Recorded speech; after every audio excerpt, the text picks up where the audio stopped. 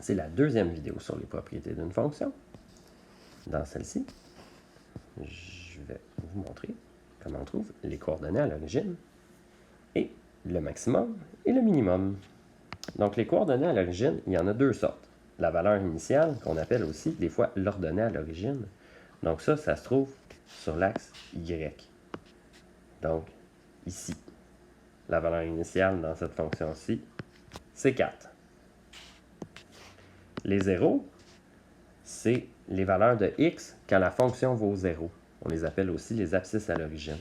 Dans le fond, c'est tous les points qui touchent à l'axe des x. Donc, dans la fonction, par exemple, ici, il y en a quand même quelques-unes. Par exemple, la fonction vaut 0 quand x vaut moins 8. Ici aussi, c'est environ moins 3,75. Il y a moins 1, il y a 7 et il y a 10. Donc les zéros, on va faire une énumération. Donc c'est moins 8.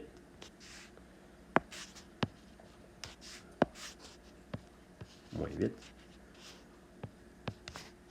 Moins 3,75.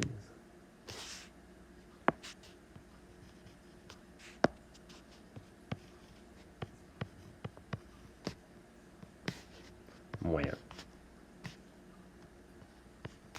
7 et 8.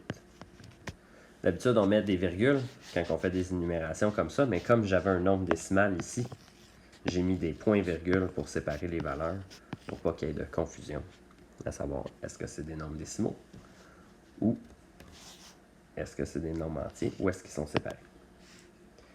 Le maximum, c'est la plus grande valeur de la fonction, donc ça donne ici que c'est à la même place que la valeur initiale.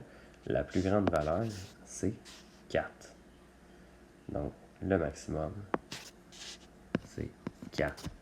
Le minimum ici, faire attention, ce serait tentant de dire moins 4 parce que ça a l'air d'être là le plus bas, mais il faut faire attention.